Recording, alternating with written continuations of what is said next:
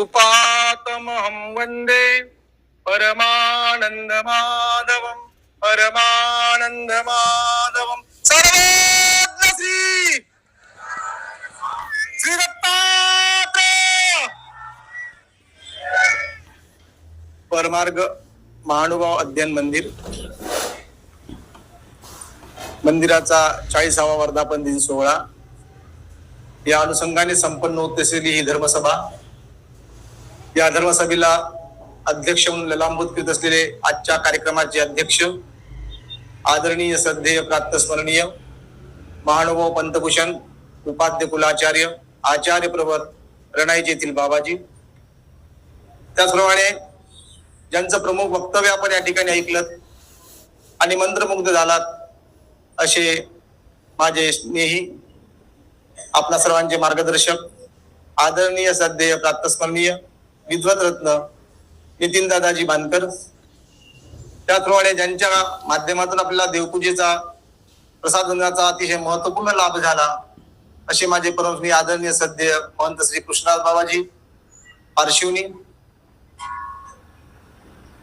ज्यांचं अविरत असं काम आहे श्रद्धा संपन्न आणि लोकांमध्ये धर्मभावना दृढ करण्याचं, अनेकाच्या वेदाबोधाला कारण असलेले आदरणीय श्रद्धेय गावणगाव निवासी परमपूज्य महंत श्री विनयमुनी दादाजी अंजनगाव सुरी, त्याचप्रमाणे ज्यांनी प्रथम पुष्प गुंफून आपल्या सर्वांना मंत्रमुग्ध केलं, कालही आपल्याला त्यांनी विचार आपले प्रदर्शित केले असे आदरणीय श्रद्धेय परमपूज्य महंत श्री मुकुंदराज बाबाजी नागापूरकर संन्यासी, तोंडामध्ये नागापूरकर बसलेला असल्यामुळे नागापूरकर आलं, आणि ज्यांनी प्रस्ताविक विचार मांडून आपल्या सर्वांना एक वेगळ्या अशा अस्तित्वाचा जाणीव करून दिली, आपल्याला स्वतःच्या अस्तित्वाची जाणीव करून दिली आणि एक इतिहास आपल्या समोर मांडून आपल्याला एक चेतना निर्माण केली असे आदरणीय श्रद्धेय माझे परमश्री अजय दादाजी वाकीकर, आदरणीय श्रद्धेय श्रेयस दादाजी, आदरणीय श्रद्धेय महंत श्री दामोदर बाबाजी, आदरणीय श्रद्धेय सत्यप्रकाश दादाजी, आदरणीय श्रद्धेय ज्यांच्याबद्दल आता मी काय सांगावं, आत्ताच नितीन दादांनी आपल्याला सर्व काही सांगितलेलं आहे असे आदरणीय श्रद्धेय केशराज दादाजी, डॉक्टर केशराज दादाजी कपाटे, ज्यांच्या पंथाच्या दृष्टीने अतिशय महत्वपूर्ण असं योगदान आहे असे आदरणीय श्रद्धेय आबा दादा कपाटे, आणि जमलेल्या माझ्या समस्त धर्मप्रेमी बंधू आणि भगिनींनो, या कार्यक्रमात सूत्रसंचलन करीत असलेले आदरणीय श्रद्धेय प्रसन्नमणी दादाजी खामनीकर आणि माझ्या जमलेल्या समस्त धर्मप्रेमी बंधू आणि भगिनींनो, आतापर्यंत जो आपण इतिहास ऐकत होता त्याला मी इतिहास का म्हणतोय, कुणीतरी स्मृती म्हटलं, परंतु ती स्मृती नाही, श्रद्धाचार आहे, तो श्रद्धाचार आहे. आचार्यांची ती स्मृती, पुढे जो श्रद्धाचार आहे, मार्गरूढी आहे, मार्गरूढी आहे ती. हा जो आपण ऐकलाय त्यामुळे एक नवचेतना निर्माण झाली आहे. यातून आपल्याला असं लक्षात येईल हे सर्व ऐकत असताना आता काय बोलावं आणि काय नाही हे सर्व काही सांगत असताना असं वाटत होतं की मी पण भारावून गेलो. अजय दादांनी जी सुरुवात करून दिली, त्यांच्या नावातच अजय आहे आणि जय जयकारच आहे म्हणून त्यांच्या नावाच्या मागे टाळ्यांचा गडगडाट होतो असं आम्हाला नितीन दादाजी म्हणाले. का होतो? कारण त्यांच्या नावातच अजय आहे. आणि म्हणून अशा या विचारांना धरून ज्या वेळेला गुरुजींनी हा जो एक मुहूर्त वेळ केलेली आहे ज्या विचारांची, यामध्ये आज नव्हे तर आपण 4 पिढ्या उभ्या करण्याचं काम केलं आहे. त्याच्यामुळे पुढची 5वी पिढी उभी होईल आणि हेच काम सर्वदर्शी चक्रधर प्रभूंनी पण केलेलं आहे. जे काम आमच्या सर्वज्ञांचं आहे तेच काम आमच्या आदरणीय गुरुजींनी केलं, कारण हेच काम आम्हालाही करायचं आहे. ते उभं करायचं काम आम्हाला सर्वज्ञांनी सांगितलं. हा उभं करण्याचा विधी आम्हाला आमच्या लीळाची जात पाहायला मिळतो. हीच उभं राहण्याची परिस्थिती आहे, कारण आम्हाला गुरुजींनी काय केलंय? उभं केलेलं आहे. गुरुजी ज्या ठिकाणावरती उभे आहेत इथे याच्या मागे जो विचार आहे तो सर्वज्ञांचा विचार आहे. याच्यावर चालायचं का? हा कुठला जोड्यांचा आहे? कशाच आहे? कशाच आहे? लग्न आहे का? थोडस अर्धा एक तासाच्या अजून, कारण आमची पण लिंक निघून जाईल. आपल्याला कुठे उभं व्हायचं आहे आणि कुठे जायचं आहे, कारण गुरुजींनी आम्हाला ज्या ठिकाणावरती उभं केलं आहे, आज या ठिकाणावरती अतिशय महत्वपूर्ण परमार्थ अध्ययन संस्था उभी आहे. या अध्ययन संस्थेच्या माध्यमातून हजारो लोक उभे करायचं काम आमच्या गुरुजींनी केलेलं आहे. आणि हेच पाहत असताना आम्हाला लीळाचित्रच्या पानापानामध्ये आम्हाला पाहायला मिळतं स्वामी चक्रधरांनी अनेकांना उभं करायचंच काम केलेलं आहे. तोच वारसा घेऊन आमच्या गुरुजींनी सुद्धा उभं तुम्हाला केलंय. कुठे सापडतो हा प्रसंग, आपण पहा बरं, शोधा, थोडसा विचार करा. आणि हा प्रसंग आम्हाला पहिल्यांदा पाहायला मिळतो तो अचलपूरला भांडारेकरांच्या जीवनामध्ये. आणि भांडारेकर जेव्हा निघाले, सर्वज्ञ श्री चक्रधरांना त्यांनी बघितलं आणि सर्व विसरून गेलेत. त्या क्षणातच त्यांना, एका क्षणातच त्यांना ती प्रवृत्ती निर्माण झाली आणि मनामध्ये सर्व भाव बदललेत. प्रसंग आपल्याला माहिती आहे. आणि अशा या प्रसंगातूनच गुरुजींनी सुद्धा तो प्रसंग, तो कार्यक्रम देखील, मला असं वाटतं हा वर्धापन दिन सोहळा येतोय बघा ना, हा वर्धापन दिन सोहळा येतो आणि पुढचा कार्यक्रम कोणता आहे उद्याचा? वसंत पंचमी. त्या वसंत पंचमीला मौदा या क्षेत्रावरती आम्ही जातो. इंगळी वी शरण स्थान आहे ते, तिथली लीळा महत्वपूर्ण आहे. इंगळी वी शरणाच्या आधी आपण पाहतोय ज्ञातृत्व अपतृत्व अशी प्रतिती उधारली आणि तिथे आलेत ते. परंतु ज्ञातृत्व अपतृत्व ही प्रतिती उधारण्याच्या आधी ते जे ज्या पुस्तकामध्ये, ग्रंथामध्ये पुस्तक चालत होते, ग्रंथ चालत होते, त्या ग्रंथामध्ये ते शोधत होते की जीवनमुक्ताचं लक्ष शोधत होते. त्या जीवनमुक्ताचं लक्ष शोधत असताना त्यांच्या दारामध्ये प्रत्यक्ष करचरवंत ब्रह्म उभा राहिलेला आहे. परंतु आमचे लक्ष नाही, आमचे मन विचलित होत आहे, आमचे मन अस्थिर होत आहे. श्रद्धा आहे, भाव आहे, परंतु त्याला डोळसपणा असणं महत्वाचं आहे आणि ते ज्ञानाने प्राप्त होत आहे. आणि अशाच पद्धतीने ही अवस्था निर्माण होत असतानाच ज्या क्षणाला हा प्रसंग उभा होतोय वर्धापन दिनाचा, आणि तोच प्रसंग स्वामी श्री चक्रधरांनी आपल्या भक्तांना सांगितलेला आहे. तू उभा राहा, तू उभा ठाकलाची पुरे सिद्धी ते थोडी नेजेल. या सूत्राचा जो प्रकरण वश आहे त्याच्या आधीची पार्श्वभूमी पाहणं महत्वाचं आहे. असं का बरं सर्वज्ञ श्री चक्रधर प्रभू भांडारेकरांना म्हणाले, त्याच्या मागची भूमिका लक्षात घ्यायची आहे. कारण की ज्या वेळेला स्वामी श्री चक्रधरांना भांडारेकरांनी बघितलेला आहे आणि बघितल्या क्षणी त्यांनी घरादाराचा त्याग केलेला आहे. थोडक्यामध्ये सांगतोय मी आपल्याला. आणि त्याग करून ते स्वामींच्या सोबत निघाले.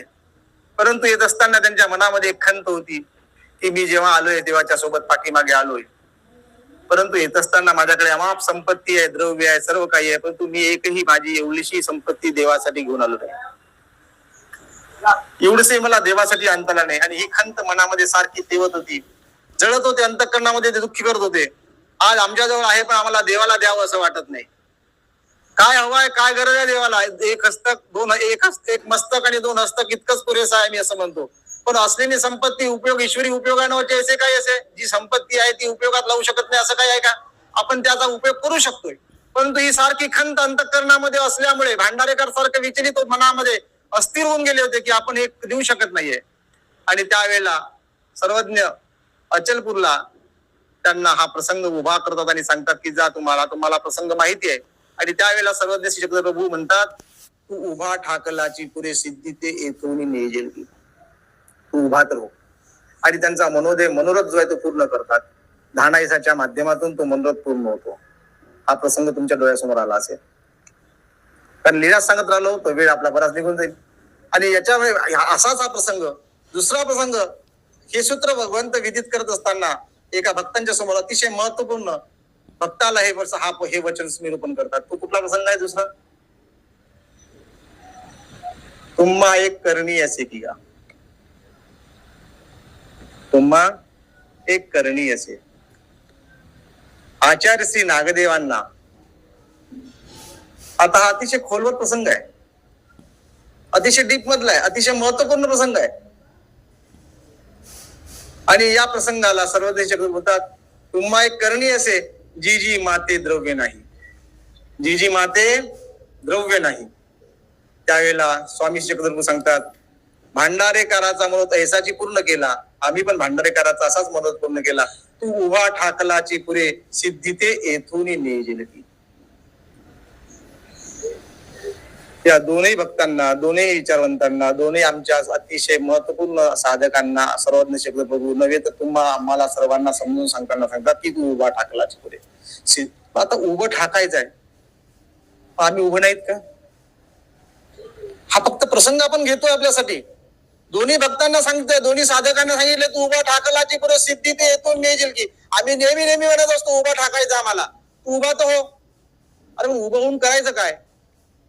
उभं तर आम्ही पण आहो. उभ्याच्या रांगा आता जेवायला आम्ही उभ्याने बसाय, जेवण आमचं उभ्याने चाललेलं आहे, बसणं उभ्याने चाललंय आहे, खाल्लं तर उभ्या, चहा उभ्याने पितोय, सर्व असतं काही उभ्याने करतोय. उभ्याने सर्व करत असताना उभं ठाकायचं काय यासाठी आहे?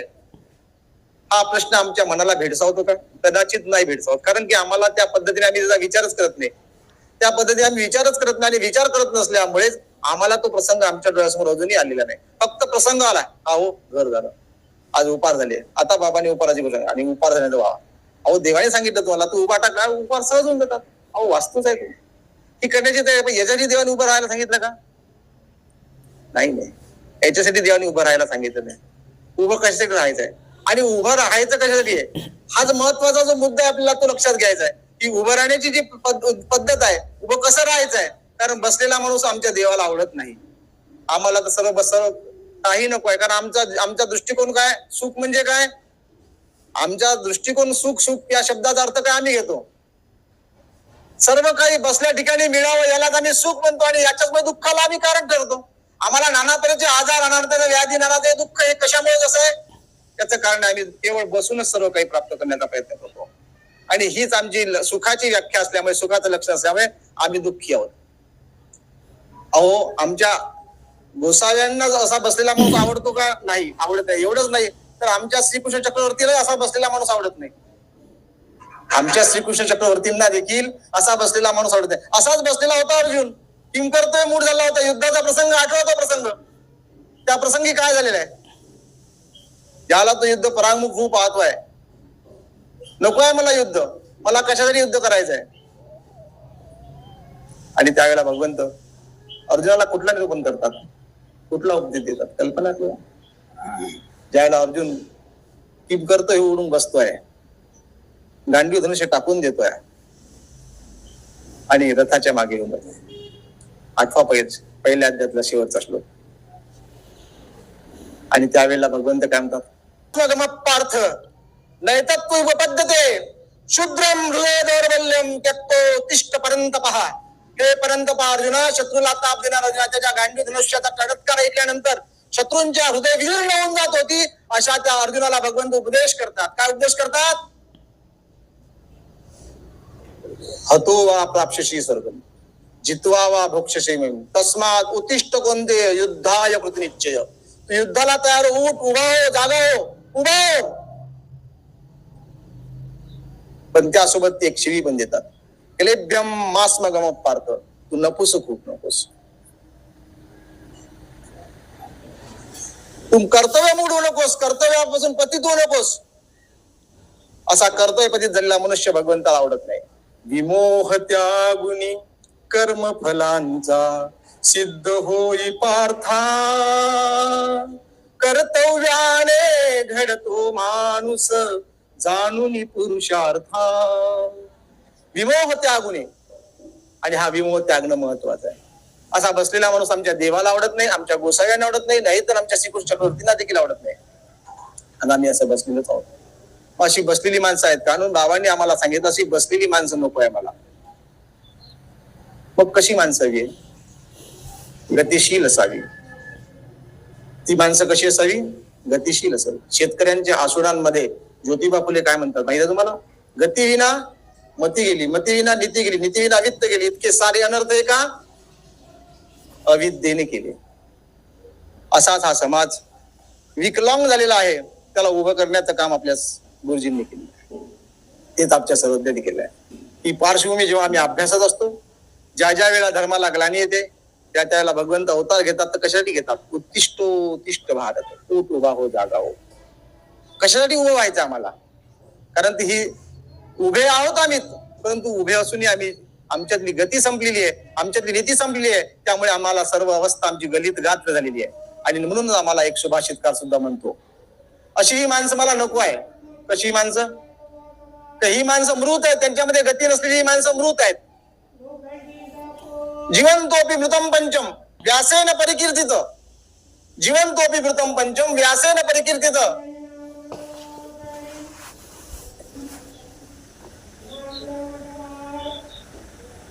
जीवंतोपि मृतम पंचम व्यासेन परिकीर्तित. दरिद्रो व्याधितो मूर्ख प्रवासी नित्य सेवक. ही पाच माणसं, ही पाच लोक, ही पाच विचारांची माणसं जिवंत असून मृत आहेत. जीवंतोपि मृतम पंच व्यासेन परिकीर्तित, हा व्यासाचा श्लोक आहे असं म्हणतात. दरिद्रोपी दरिद्री, त्यानंतर व्याधी असलेला, ज्याला व्याधी झालेली आहे तसा. दरिद्रोपी व्याधीत मूर्ख प्रवासी आणि नित्यसेवक अशी पाच माणसं जिवंत असून मृत आहेत. आता तुम्ही म्हणाल दरिद्री माणूस कसा काय मूर्ख जिवंत असून मृत कसा आहे? आता दरिद्री म्हणजे पैसा नसलेला मनुष्य दरिद्री का? पैसा नाही तो मनुष्य दरिद्री नाही. तो मनुष्य गरीब असू शकतो पण दरिद्री असू शकत नाही. दरिद्री तो आहे की ज्याला आपल्या शरीराचं महत्व कळालं नाही. एवढं मोठं महत्वपूर्ण शरीर भगवंताने तुम्हाला दिलं, याचा उपयोग ज्याला करता येत नाही तो दरिद्री आहे. आज आपण पाहतोय सर्व मानव मात्र जीवन जगत आहे पण नैराश्यामध्ये हताश होऊन जीवन जगतोय. त्याच्याकडे जगण्याचा उद्देश नाही, या शरीराच्या बद्दलची त्याला महत्वपूर्ण जाणीव नाही. की मिळालेलं शरीर कशासाठी याची त्याला कल्पना नाही, याची जाणीव त्याला नाही. आणि याची जाणीव कारण का भगवंताने सृष्टी रचना कशासाठी केली, ही महत्वपूर्ण सृष्टी कशासाठी रचली, याच्या मागची भूमिका काय, याचा उद्देश काय, याची जाण न ठेवता तो या जीवनाला सहजतेने वाया घालवतोय. ईश्वरीचा धर्म कैसा मूढात्वागमविला,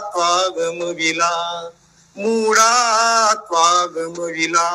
अन्य देवतेसी भजुनी फुकट जन्म सारा, फुकट जन्म सारा त्वागमविला. असा हा व्यर्थ तू जन्म गमवला. आणि म्हणून या शरीरावरती प्रेम करणं शिकलं पाहिजे. हे शरीर कशासाठी महत्वाचं आहे, या शरीराची कशासाठी गरज आहे, हे शरीर महत्व पूर्ण कशासाठी आहे, हे शरीर परमेश्वराच्या सेवेमध्ये लावणं गरजेचं आहे. परमेश्वराच्या सेवेमध्ये परमेश्वराला दिलेल्या आज्ञेचं प्रतिपादन करण्याकरता लावणं गरजेचं आहे. आणि म्हणून या जीवनाकडे बघण्याचा दृष्टिकोन ज्याला कळाला नाही आणि या शरीराला हताश होऊन निराश होऊन एखाद्या घटनेच्या माध्यमाने या जीवाला संपवण्याचा जो उच्चांक आपण गाठतो, आज महाराष्ट्रामध्ये आपण पाहतोय कशाची अवस्था निर्माण झाली आहे महाराष्ट्रामध्ये, आत्महत्येची. इतकं मोठं सुंदर दिलेलं शरीर, इतकं मौलिक असलेलं शरीर, या मौलिक शरीराचा सहजतेने आम्ही नाश करून घेतो आणि आत्मघात करतो. आणि अशा आत्मघात झाल्यामुळे भगवंत त्याला अतिशय सुंदर तिने समजून सांगतो की आत्मघात की यासी कवनी ठाऊ नाही नाही का. महत्वाचे पाच आपल्याला जिवंत असून मृत कशा एवढंच बघायचं आहे. आणि म्हणून बंधूंना लक्षात घ्यायचं, असा जो विचारशील असला मनुष्य, त्याच्याकडे विचाराचा धन नाहीये, असा जो मनुष्य आहे तो दरिद्री नाही, तो दरिद्री आहे. आणि तो दरिद्री माणूस जिवंत असूनही मूर्ख आहे, जिवंत असूनही मृत आहे. आणि त्यानंतर दुसरा कोण आहे, व्याधी. त्याला अनेक प्रकारच्या व्याधी जडलेल्या आहे. व्याधीचं कुसुम आम्हा सर्वांनाच जडलेली आहे. पण कोणती व्याधी आहे, ज्या व्याधीमुळे तुम्हाला देवधर्म आठवत नाही? कोण आहेत असे धर्माला अनुकूल प्रतिकूल असलेले, धर्माला उपयोगी असलेले कोण आहेत? धर्म कुणासाठी नाहीये? धर्माचा अधिकारी कोण आहे? अंधा मुकिया बधिरा धर्मी अधिकार नाही. सर्वज्ञ काय म्हणत आम्हाला? अंधा मुकिया बधिरा धर्मी अधिकार नाही. असे धर्माला अनाधिकारी असलेले जे पुरुष आहे ते आहे व्याधीग्रस्त. व्याधी म्हणजे काय? आम्हाला नाना प्रकारच्या व्याधी झाल्या. नाना प्रकारच्या म्हणजे कुठल्या कोणत्या व्याधी झाल्या? राग द्वेष काम क्रोध आणि मदमत्सराने आम्ही व्यापून भरलेलो आहोत. रजरंगे तो वेडा तमरंगे तो पिसा, अशा पद्धतीने नाना रंगाच्या व्याधीने आम्ही जर्जर झालेले आहोत. अशा व्याधीने जर्जर झाल्यामुळे आमच्यामध्ये आम्हाला आमचा देव, आम्हाला आमचा धर्म, आम्हाला आमच्या धर्मापासून आमच्या प्रेमापासून आम्हाला दूर होतो. कशामुळे होतो? आम्ही आमच्यामध्ये या प्रकारच्या व्याधी जडलेल्या आहेत. या व्याधींमुळे आमची जीवन अवस्था, परमेश्वराकडे जाण्याची आमची मार्गव्यवस्था ही आमची खुंटीत होते आहे.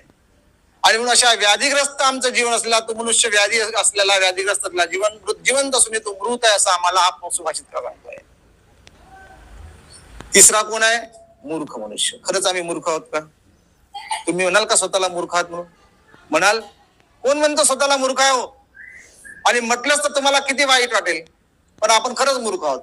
एवढा एवढा सुंदर देह दिल्यानंतरही आपण त्या संपूर्ण जीवन आपण व्यसनाधीनतेमध्ये घालवतोय. आय हेल्प मी, माझा उपयोग करा, मला मदत करा म्हणतोय आम्ही. तुम्ही रेल्वे स्टेशनवर गेला असाल, कधी बघितलं असाल, त्या कचरा कुंडीमध्ये काय लिहिलं असते? काय लिहिलं असते? आय हेल्प मी, मला मदत करा. तुम्ही बघत नाहीत का? आमच्या श्री गुरुजींनी मला सांगितलं, जिथे जाशील तिथे रस्त्यावरची पाटी असेल ती जिथे जाशील तिथे वाचत चल. आणि ते वाचत वाचत मला वाचाल तर वाचाल या विचारांना मला स्वीकारता आलं. आणि मी ते तिथे बघितलं, आय हेल्प मी. आम्ही असंच करतो, आम्ही ज्याला त्याला मदत करतो. आणि हे संपूर्ण गटार करून टाकले आमच्या शरीराने. आणि म्हणून आम्ही मानव संप्रदायामध्ये पहिल्यांदा उपदेश देत असताना पहिल्यांदा त्याच्याकडून निक्षून सांगतोय की पहिल्यांदा सप्तव्यसनांना त्याग करायचा आहे. सप्तव्यसनांपासून स्वतःला बाजूला करायचं आहे. कारण सप्तव्यसनांपासून जोपर्यंत तू बाजूला होतच नाही तोपर्यंत तुझ्यामध्ये शुद्ध विचार आणि शुद्ध आचार निर्माण होत नाही. शुद्ध बीजा पोटी फळे रसाळ गोमटी. आणि शुद्ध बीज म्हणजे काय? व्यसनाधीनता ही आपल्याला गलिच्छ करून टाकते, आपल्या विचारांना संपवून टाकत असते. आणि म्हणून व्यसन हे कसं habit is bundle of man, माणसाला गुंडाळून टाकत असते, बंधन करत असते, बंधनात टाकत असते. आणि म्हणून व्यसन ही माणसासाठी समूळ विनश्यती आहे. आणि म्हणून व्यसनांपासून स्वतः आज बघा ना आपण काय आपल्या संपूर्ण शरीराला गटार करून टाकलाय. आपला आहार नाही, तो आहार आम्ही घेतोय.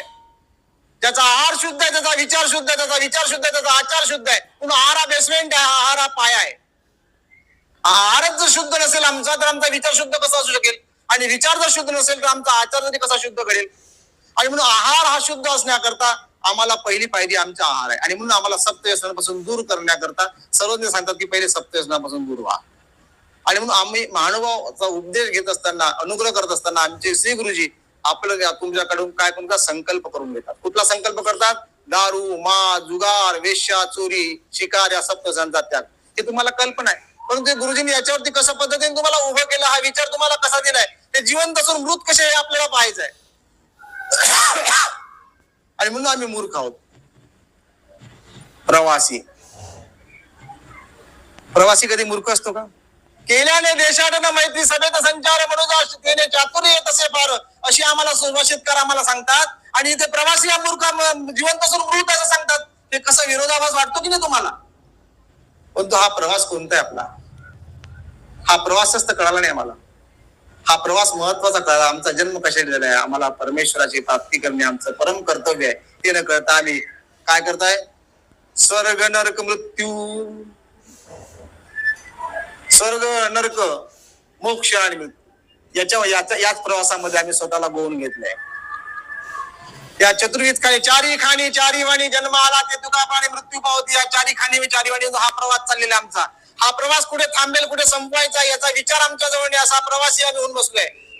आज इथे आलाय, उद्या तिथल्या घर बदलत चाललंय. कुठलं घर आहे? मनुष्य असा प्राणी आहे की तो 84 लक्ष जीवनीतून आले असं म्हणतात. आणि म्हणून आमच्यामध्ये सर्व गुणांचा ठेवा आहे. आमच्यामध्ये सर्व गुणांचा ठेवा काय? आमच्यामध्ये लाथा मारण्याचा गुण कशामुळे आला तुम्हाला माहिती आहे का? आमच्यामध्ये लाथा मारण्याचा गुण कशामुळे आला माहितीये? आम्ही पूर्वी गाढवांच्या जन्मात होतो. आम्ही भकत आहोत, आम्ही निंदा करतो. आमच्यामध्ये कशामुळे आला हा गुण? कशामुळे आला माहितीये तुम्हाला? आम्ही पूर्वी कुत्र्याच्या जन्मात होतो. या नानाविध जन्मामध्ये येऊन आम्ही, कारण का मरणाचं स्मरण असणं महत्वाचं आहे. मृत्यूचं स्मरण अतिशय महत्वाचं आहे. ज्याला मृत्यूचं स्मरण नसतं ना, तो परमेश्वराचं स्मरण करत नाही. कारण मृत्यू हा अतिशय महत्वाचा आहे. मृत्यूच्या समयी ज्याला तुम्ही आठवाल तोच अनुबंध घेऊन तुम्ही पुढे जन्माला याल. आणि म्हणून भगवंत अंतकाले मामेव स्मरण मुक्त्वा कलेवरम यप्रयाती तजम देव सयाती परमाम गती. आणि म्हणून अशा पद्धतीने हा जो प्रवासी आहे, अनेक जन्मात नानाविध 84 लक्ष जीवित झाला, त्याच्यामुळे जन्म आले ते तुकी माने मृत्यू पावती चारी खाणी चारी वाणी जे तुकी बने. अशा नानाविध जन्म युनित झाल्यामुळे असा हा मनुष्य देहामध्ये आलेला आहे. हा प्रवास न संपणारा प्रवास आहे. आणि म्हणून काय म्हणतात? शाश्वत पद जर हवे तुला तर कर ईश्वर भक्ती अनन्यतेने सर्व परीने मग लाभे मुक्ती. जय जय चक्रधरा, दाही दिशा उजळल्या, पावन झाली धरा, दाही दिशा उजळल्या, पावन झाली धरा. आणि म्हणून बंधूंनो, हे शाश्वत पद हवं असेल तर हा प्रवास जर तुम्हाला संपवायचा असेल तर तुम्हाला शाश्वत पदाची तुम्हाला जिज्ञासा, शाश्वत भूक तुम्हाला लागणं गरजेची आहे. ही शाश्वत पदाची ज्यावेळेला तुम्हाला भूक लागेल, आणि ही शाश्वत पदाची भूक तुम्हाला कधी लागेल? या अध्ययन मंदिरात आल्यावर लागेल. ही अध्ययन मंदिराची गरज का निर्माण केली? कारण ही शाश्वत पदाची भूक गुरुजींना होती, आणि म्हणून ही शाश्वत पदाची भूक गुरुजींना असल्यामुळे शाश्वत पद तुम्हाला हवं असेल, आणि म्हणून गुरुजींनी सांगितलं की धर्म सोडू नका रे बाबा रे, सर्व काही करा पण धर्म सोडू नका. धर्माशी जागृत राहा, धर्माशी वेळमाण होऊ नका. धर्माशी जागृत राहणं गरजेचं आहे. धर्म रक्षती रक्ष, धर्माचं रक्षण करा, धर्म तुमचं रक्षण करेल. आणि म्हणून धर्माचं रक्षण करणं असा प्रवासी आहे. हा प्रवास आपला थांबला पाहिजे. हा प्रवास पुढे थांबवायचा आहे आणि काय करायचं आहे याचं तुम्हाला अत्यंत महत्वपूर्ण ज्ञान. श्रद्धा कशी अढळ असावी लागते, आणि श्रद्धेला अढळ पद प्राप्त करून अशी ज्ञानाची गरज आहे. ते कुठलं ज्ञान आहे? कारण श्रद्धेचं लक्षण आहे ज्ञान. श्रद्धा तुम्हाला प्रधान, श्रद्धेने तुम्हाला ज्ञान प्राप्त. श्रद्धावान लभते ज्ञानम. आधी श्रद्धा ठेवावी लागते, पण कुठे ठेवायची श्रद्धा याचं पण ज्ञान असणं गरजेचं आहे. आणि म्हणून यासाठी आपल्याला अत्यंत महत्वपूर्ण गुरु करणं महत्वाचं आहे. कुठल्या गुरुजवळ जायचं आहे? हा दैव योगाने प्राप्त होत असतो. म्हणून मनुष्यत्व, मुमुक्षत्व, महापुरुष संसाचं दैवेन अनुकूलात, हा दैवाने प्राप्त होत असतो आपल्याला या 3 गोष्टी. आणि नंतर सांगताय नित्य सेवक. 5वा कोण आहे? जिवंत असून मृत असलेला मनुष्य, नित्य सेवक. आता इथे सर्वज्ञ आम्हाला सेवकत्व गुणाने राहा म्हणून सांगतात. जीवाचा आणि परमेश्वराचा संबंध कोणता आहे? स्वामी वृत्ती संबंध अनादीचा. आणि त्या सुभाषित काय सांगतो? सेवक असणे हा मृत असल्याचा लक्षण आहे. विरोधाभास कसा? मी हा जेव्हा श्लोक अभ्यासला, हा माझा श्लोक आला, आता मला नव्याने इथे विचार पडला म्हणून मी तुमच्याशी बोलतोय तसं. कारण मी बोलत असताना विचार करून बोलतोय, आपल्याशी संवाद साधतोय, आणि म्हणून मलाच प्रश्न पडला. सेवक म्हणायचं, सर्वज्ञ म्हणतात तू दाता मी सेवक तुझा, हे नाते राहावे. तू दाता आहे, मी सेवक आहे, आणि हे नातं राहावं असं सर्वज्ञ आम्हाला सांगतायत. आणि मग हे सेवक हे नातं असताना इथे सेवकाला मृत का बरं घोषित केलं असेल? आम्हाला सेवक होता, पण सेवक करा झालो आम्ही. आमच्यामध्ये गुलामी शिरलेली आहे, गुलामी. आता गुलामीसाठी आपण जास्त विचार करणार नाही. आम्ही आज तुम्ही स्वतःकडे लक्ष द्या. आज तुम्ही कशाचे दास आहात? तुम्ही कशाचे गुलाम आहात? हे पहा मागे चाललेला आहे हा खेळ. हम ऊ के दास है. हम किसके दास है? बाबांनी सांगितलं तुम्हाला. त्याचे सगळे पटल खोलले गेले, आणि त्याला लक्षात आलं खरं घरीच तर माझ्या देव आहे. तसे आम्ही याचे दास होऊन बसलो. ऊ के दास आहे. ऊ के दास म्हणजे कोणाचे दास? आता असं म्हणू नका. उवा कुठे बघत असतात? म्हणजे याचा अर्थ काही तुम्हाला मी गौण म्हणतो असं नाही. आम्ही या संसाराचे दास होऊन बसलोय. ते परस्पर एकमेकांचे. आम्ही कोणाचे दास आहोत? आम्ही परस्पर एकमेकांचे दास होऊन बसलोय. आम्ही संसाराचे दास झालेलो आहोत. संसार आमच्यासाठी सर्वस्व झालेला आहे, आणि म्हणून संसार आम्हाला गोड वाटतो. मानवी जीवनातला सर्वात महत्वाचा महोत्सव जर कोणता असेल तर हा आहे, मागे चाललेला गोंधळ. त्याला मी गोंधळ शब्द वापरला. तुम्हाला जरी वाटत असेल तरी गोंधळच आहे तो. कारण आम्हाला आमच्या कर्तव्यापासून, आमच्या लक्ष्यापासून दूर करणार आहे. महत्वाचा आहे, कारण संसार हा महत्वाचाच आहे. पण संसारा दुःखी आहे म्हणतात. संसारामध्ये कोणी बघितलं सुख, पण संसारातच सार आहे. कारण संसार शब्दाचा अर्थ बघा काय होतो. ज्यामध्ये चांगला सार आहे त्याला म्हणावं संसार. सम्यक प्रकारे सार त्याला म्हणावं संसार. संसारातच सार आहे, पण कुठला सार आहे? संसारात आल्याशिवाय देव दिसतो का तुम्हाला? संसारात यावं लागतं ना. मग तू त्याला दैव योगाने त्याला मनुष्यत्व, मुमुक्षत्व आणि महापुरुषाचा संसार प्राप्त होणं महत्वाचा असतो.